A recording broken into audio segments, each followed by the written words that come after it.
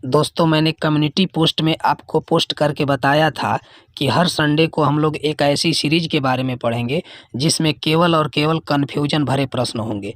इन प्रश्नों का भुक्तभोगी मैं खुद रह चुका हूं, इसलिए ये सीरीज मैं शुरू किया हूं।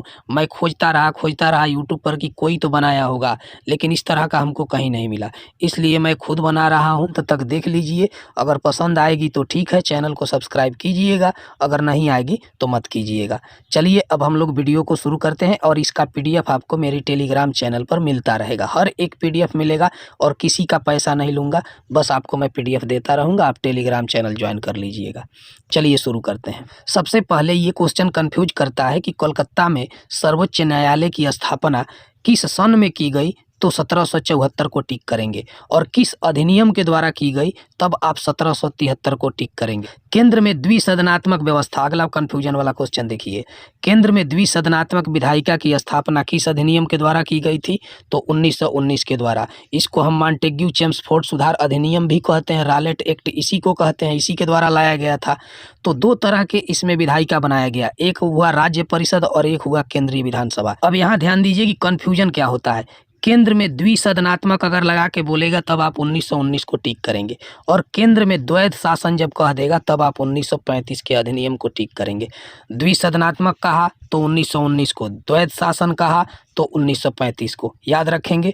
नेक्स्ट देखिए कंफ्यूजन वाला, प्रांतों में द्वैध शासन किस अधिनियम के द्वारा लगाया गया, 1919 के द्वारा, और प्रांतीय स्वायत्तता किसके द्वारा दी गई थी, तो 1935 के द्वारा। प्रांतीय स्वायत्तता दी गई थी 1935 के द्वारा, और प्रांतों में द्वैध शासन लगाया गया था 1919 के द्वारा। चलिए अब देखते हैं नेक्स्ट क्वेश्चन जो कंफ्यूज करते हैं। देखिए यहाँ बीएन राव एक आदमी है और एमएन राय एक आदमी है। बीएन राव का पूरा नाम है वेनेगल नरसिंह राव। ये क्या थे, ये संवैधानिक सलाहकार थे और संविधान सभा का प्रारूप भी यही तैयार किए थे। ठीक है, दो क्वेश्चन इनसे बनता है। इनका जन्म कर्नाटक में हुआ था, जबकि एक है एमएन राय, इनका जन्म हुआ था उत्तराखंड के देहरादून में, और ये भारत और मैक्सिको में दोनों जगह कम्युनिस्ट पार्टी की स्थापना किए थे। किसकी स्थापना किए थे, कम्युनिस्ट पार्टी की स्थापना किए थे। कौन, एमएन राय।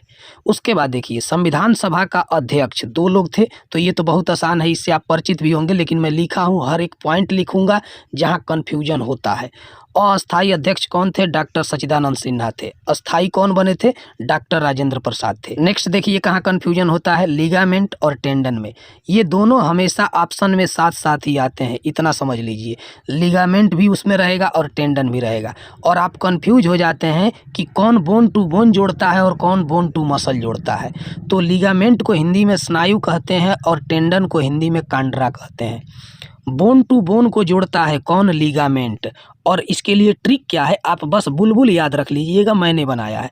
बुलबुल याद करेंगे तो बी का मतलब हुआ बोन, आयल का मतलब हुआ लिगामेंट, और फिर ब का मतलब हो गया बोन। यानी हड्डी को हड्डी से जोड़ता है लिगामेंट, और बोन टू मसल, तो बटम याद रखिए, बटम में क्या हो जाएगा, बी से बोन हो जाएगा, और टी से हो जाएगा आपका टेंडन, और यम से हो जाएगा मसल। तो आप थोड़ा सा बस दिमाग में ये रखिए, बुलबुल और बटम, इतना रखेंगे, आपका पेपर में कन्फ्यूजन भाग जाएगा और आपका सही हो जाएगा उत्तर।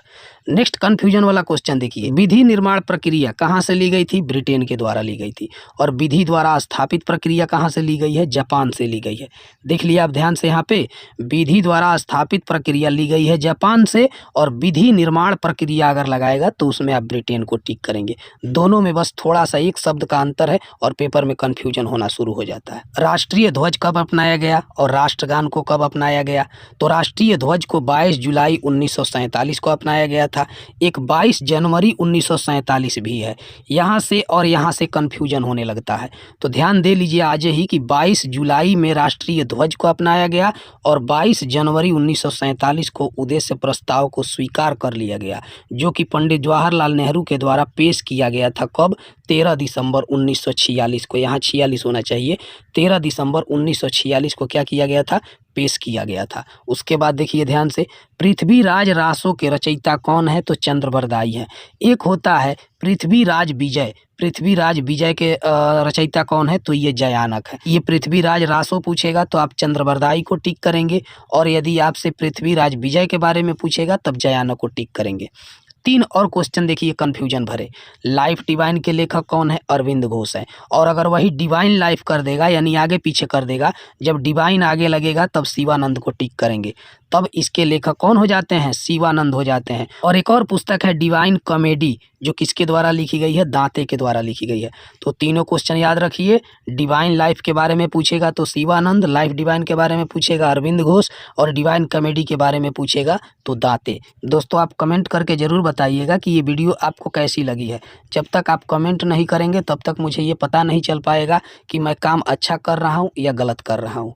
आप कमेंट करके मुझे बताइए कि जो मैं कर रहा हूँ ये सही है कि गलत है। जो भी होगा आप अपना सुझाव भी दीजिए, उसमें मैं करेक्शन करूँगा। लेकिन जब आप कुछ बताएंगे ही नहीं तो मैं अपने मन से कितना समझ पाऊँगा। मैं भी शुरुआत किया हूँ, छोटा चैनल है।